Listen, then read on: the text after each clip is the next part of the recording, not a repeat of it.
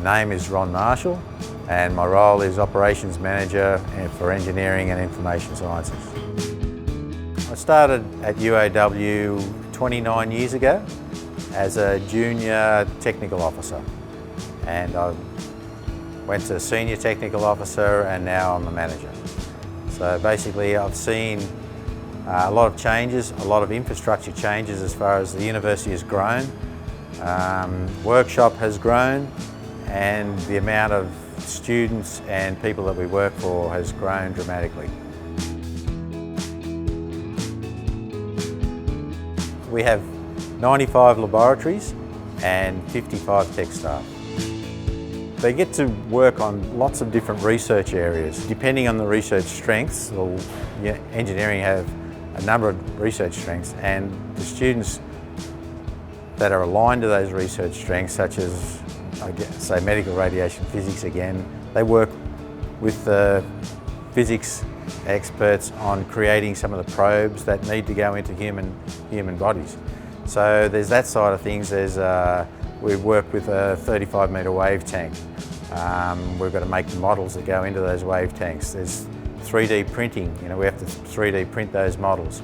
So there's a lot of, the technology's changed over the years from a lot of manual type machining to 3D modelling on computers, and then printing and 3D and manufacturing on CNC equipment. Students approach us with a project, and basically it's a concept. So we have to determine whether that project can be built practically or not. And we work with the student and the academic to produce something that is real. It takes quite a bit of experience to do that and go through that process. Once it's manufactured, the student usually gets the project and they go away and they do their testing. And that's what the research is all about. It's really rewarding because you're watching young students come through, actually learn how things are built, work with an experienced tech staff member, and then actually go away and get results for the academic process. We've gone from computerised machines, they used to be called NC machines, numerical control, and they were punch tape. When I first come into manufacturing, they were at the forefront. Now, and then you went through and you had to physically write out code, G codes for equipment.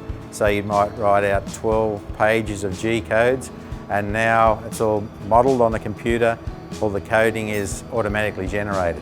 So that's the 3D modelling side of things has come a long way. We have a pretty good project database. So when a student comes to us with a project, we get them to put a project form in. We discuss the project with them, discuss the design aspects, the value of it, if anything has to be ordered, spent on the project. And roughly we estimate how many hours it's going to take. That can be very difficult because a lot of these projects are pretty open-ended. So we go through that process with the student, and that's logged into a database. The tech staff actually put their times against each project, so we know how long a project's taken. Some of the projects can run into thousands of hours. Other projects are relatively small and are only a couple of hours. Students come into the workshop with very little background in operating machine tools. So we have a program where we teach the students an engineering workshop practice, but as far as the safety goes, we induct the students onto each piece of equipment. There's a training process that we go through, and we make sure that they're competent in the use of that equipment before we allow them to use that by themselves. The students don't use any of the big equipment in here, but we do have a student project space where we've got a number of lathes and mills, and they're heavily supervised and made sure that they are competent and they're signed off as being competent. We've got 95 labs spread over 10 buildings. We've got state-of-the-art equipment, really good technical support staff, and good academics driving those students. I think we've got a world-class facility, and you'd have to go a long way to find a better place to study. I think anybody that's thinking about engineering, particularly overseas students that like to come to Australia, We've got a broad range of equipment, broad range of skills, beautiful campus, but our engineering laboratories are second to none. The workshop facility that we have here has all been renewed over the last few years, state-of-the-art equipment.